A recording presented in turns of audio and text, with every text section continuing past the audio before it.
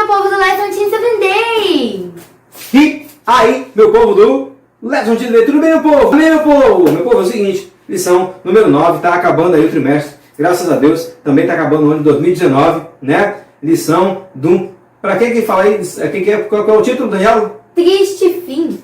Triste fim de Saul, é? Isso. Já pensou, meu povo?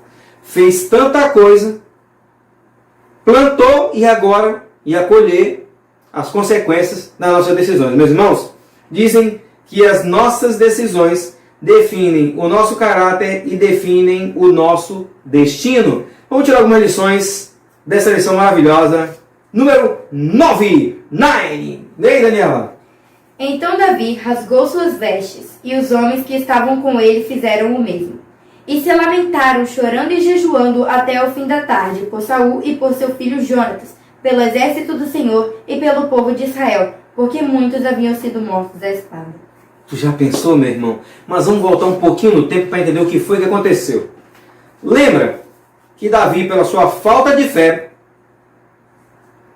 enquanto fugia de Saul, deixou Israel e foi se refugiar na terra dos filisteus?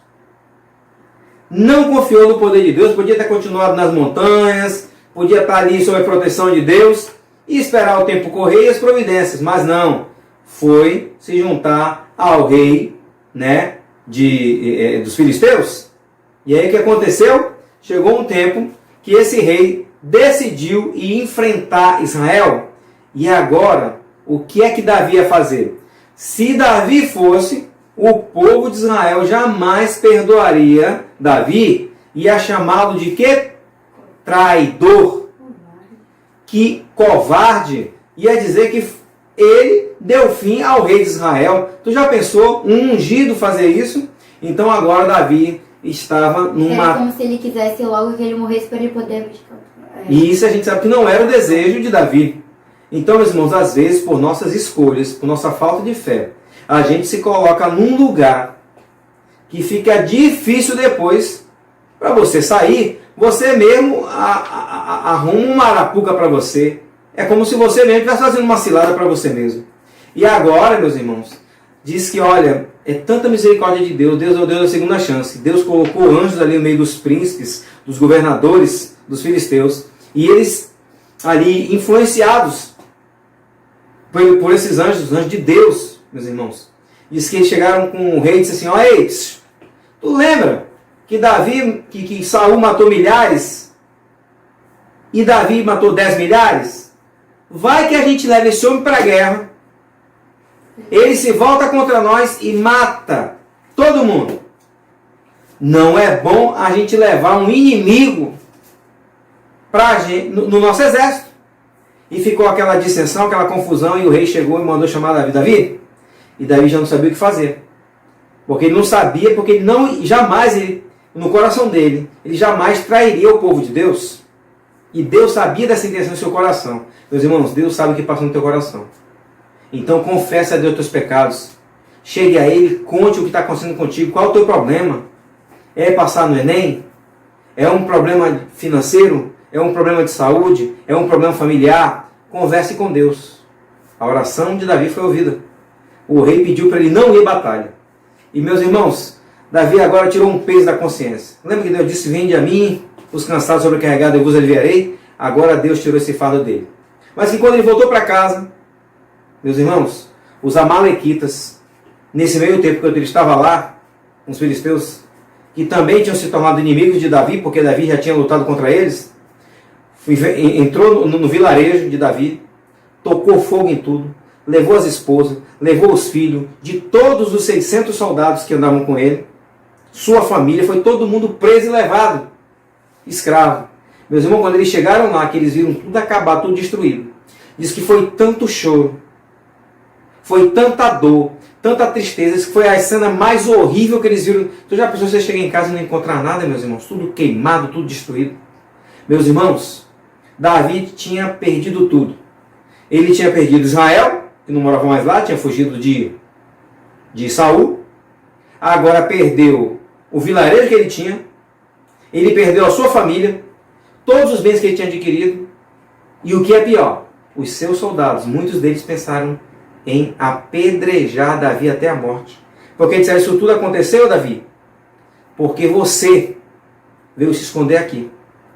Porque os inimigos queriam matar você. Meus irmãos, o que é que você faz quando entra em desespero? Entra em depressão? Faz coisas sem pensar? Ou faz como Davi? Foi orar e pedir a orientação de Deus, meus irmãos. Meus irmãos, lembra quando Jó perdeu a saúde, os bens, a família, e a própria esposa disse assim, abandona-se a Deus e morre? Meus irmãos, ele teve de ter muita fé. E a gente sabe que sem fé é impossível agradar a Deus. Mas para quem crê, tudo é possível. Possível, meu povo. Tudo posso? Naquele que me fortalece. Pois Davi pediu a orientação do sacerdote e disse, eu vou consultar a Deus. Ele estava orando e pediu orientação para Deus. E Deus revelou ao sacerdote e disse, ele perguntou, Senhor, posso ir atrás dos amalequitas para tentar recuperar as coisas? Eu não sei nem o que aconteceu, se já mataram todo mundo.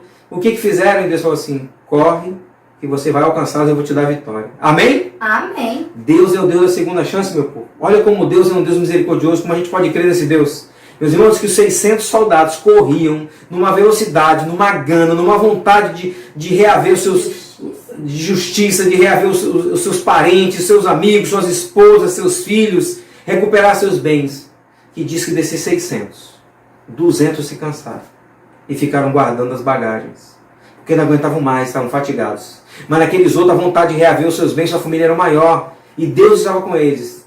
E diz que eles encontraram uma pessoa, um servo, quase desmaiado, que os amalequitas haviam deixado no meio do caminho.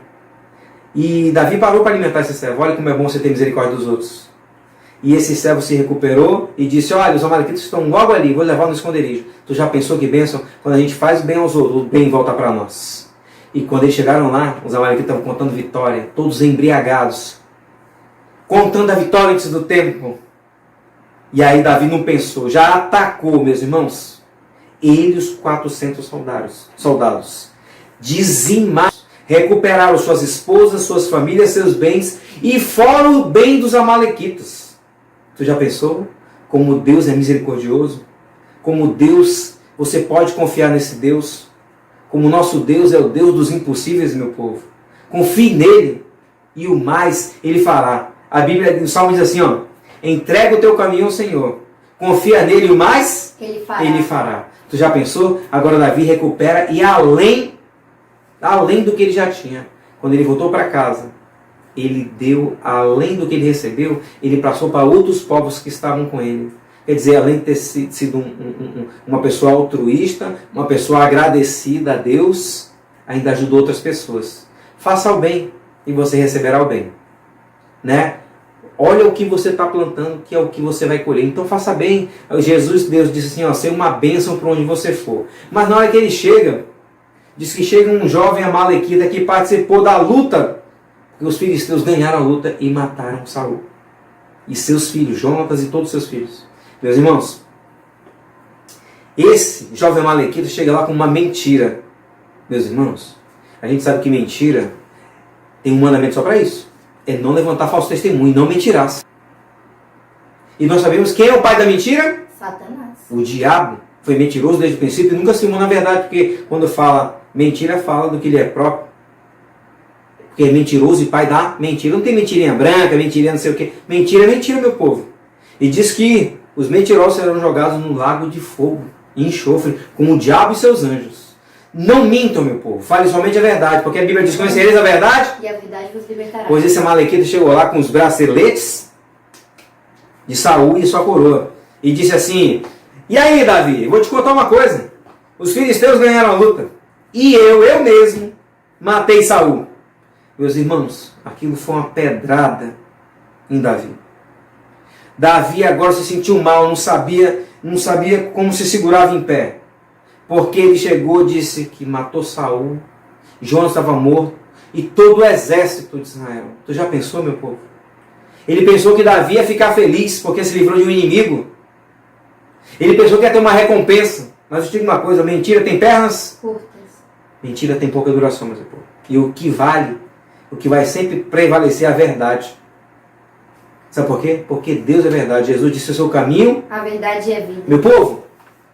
Quando Davi se recuperou, sabe por quê? Porque ele não gostou daquela notícia. Ele respeitava o ungido do Senhor. Irmãos, ele agora faz que nem Deus. Ele não teve prazer na morte de Saul. Saul era o seu sogro.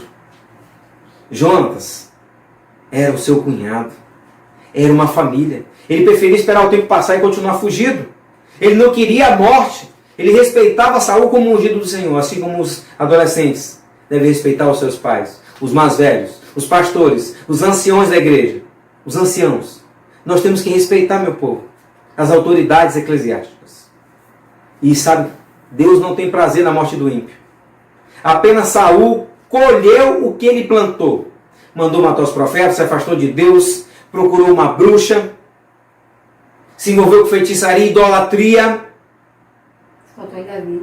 Já pensou? Procurou matar Davi. Ele estava totalmente longe do Espírito Santo. Diz que o Espírito Santo se retirou dele. Estava a serviço do diabo. E agora o diabo cobrou e ceifou a vida dele. Sabe como? Ele próprio se matou. Alguém que era tão promissor caiu na balela, na conversa do diabo, na mentira de Satanás. Assim como Sansão também tinha um dia para ser um grande homem, um homem promissor.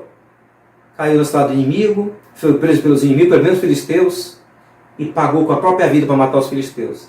Mas agora, ainda bem que Sansão se arrependeu no final de sua vida. Mas Saul não se arrependeu. E aquele jovem, pensando que ia ter um lucro com mentira, já Davi disse assim: você não teve medo, nem respeito, por matar um ungido do Senhor? Eu por 2 vezes tive a chance e não matei? Pois agora você mesmo decretou a sua morte.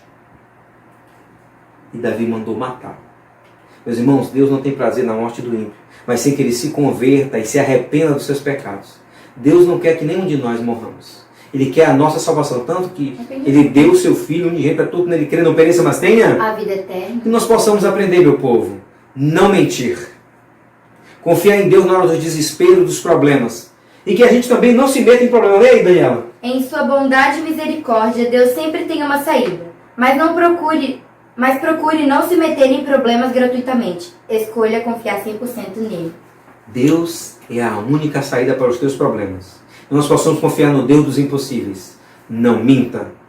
Não se meta em problemas. Não ande no terreno do inimigo. Ande sempre na senda da vereda da verdade. Não te desvia nem para a direita nem para a esquerda. Um beijo, espero ter ajudado todos vocês. Tchau!